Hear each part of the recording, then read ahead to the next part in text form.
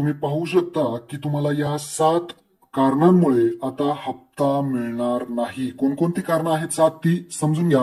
पहिलं कारण आहे ते म्हणजे ज्यांच्या कुटुंबाचे, लक्षात ठेवा, ज्यांच्या कुटुंबाचे एकत्रित जे काही वार्षिक उत्पन्न आहे ते 2.5 लाख रुपयापेक्षा जास्त असेल तर त्या कुटुंबातील महिलेला इथे हप्ता मिळणार नाही. दुसरं आहे, तुम्ही पहा, ज्यांच्या कुटुंबातील सदस्य आयकरदाता आहे, ज्यांच्या कुटुंबातील सदस्य IT रिटर्न भरत असेल, इन्कम टॅक्स भरत असेल तर त्या कुटुंबातील महिला अपात्र आहे, तिला हप्ता मिळणार नाही.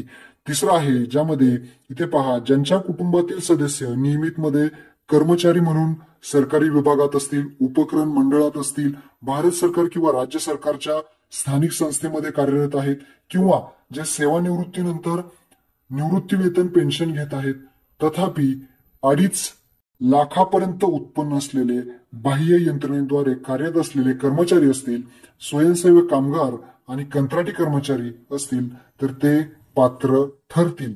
म्हणजे यापैकी ज्यांचं उत्पन्न हे 2.5 लाखापर्यंत असेल तरच पात्र आहेत, नाहीतर अपात्र राहणार आहेत. या कुटुंबातील महिलांना सुद्धा हप्ता मिळणार नाहीत. चौथं आहे, ज्यामध्ये पाहू शकता, सदर लाभार्थी महिला शासनाच्या इतर विभागामार्फत राबवण्यात येणाऱ्या आर्थिक योजनेच्या दरमहा 1,500 किंवा त्यापेक्षा जास्त रकमेचा लाभ घेत असेल तर इथे हप्ता मिळणार नाही. आता इथे पहा, काही योजनेअंतर्गत जर तुम्हाला 1,500 पेक्षा किंवा 1,500 एवढी रक्कम जर भेटत असेल, ज्यामध्ये संजय गांधी निराधार योजना वगैरे आहे, श्रावणबाळ सेवानिवृत्ती योजना आहे, त्यामध्ये 1,500 रुपये मिळतात, तर त्या लाडक्या बहिणींना इथे हप्ता मिळणार नाही. आणि लक्षात ठेवा, ज्या महिला PM किसान लाभार्थी असतील तर त्यांना फक्त 500 रुपये मिळतील. भरपूर महिलांना 500 रुपये आलेले आहेत. का आलेले आहेत? तर तुम्ही PM किसान योजनाचे हप्ते घेत आहात, त्यामुळे 500 रुपये तुम्हाला मिळतील. संजय गांधी निराधार वगैरे योजना आहेत, त्या महिलांना इथे हप्ता मिळणार नाही. त्यानंतर 5वं आहे, त्यामध्ये पाहू शकता, ज्यांच्या कुटुंबातील सदस्य विद्यमान किंवा माजी खासदार आमदार आहे त्यांना त्या महिलांना, त्या कुटुंबातील महिलांना हप्ता मिळणार नाही.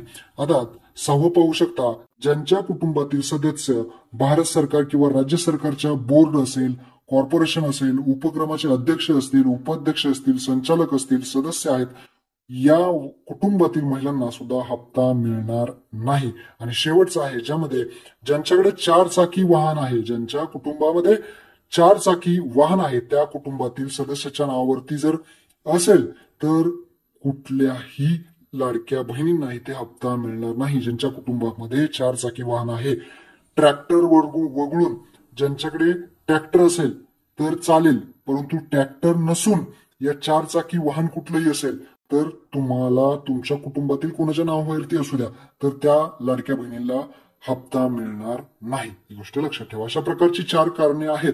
आणि काही जण कमेंटमध्ये आता म्हणतील की आम्हाला या मध्ये आम्ही बसतो तरी सुद्धा आम्ही सगळ्या पात्र आहे तरी सुद्धा आम्हाला हप्ता मिळाला नाही, तर त्यांनी काय करायचं आपण त्या नेक्स्ट व्हिडिओमध्ये पाहणार आहे. ज्यांना सगळे पात्र असून सुद्धा हप्ता मिळाला नाही त्यांनी काय करायचं आपण पुढच्या व्हिडिओमध्ये पाहूया. तर महत्वपूर्ण हा व्हिडिओ होता. सर्व लाडक्या बहिणींना शेअर करा. धन्यवाद. जय हिंद, जय महाराष्ट्र.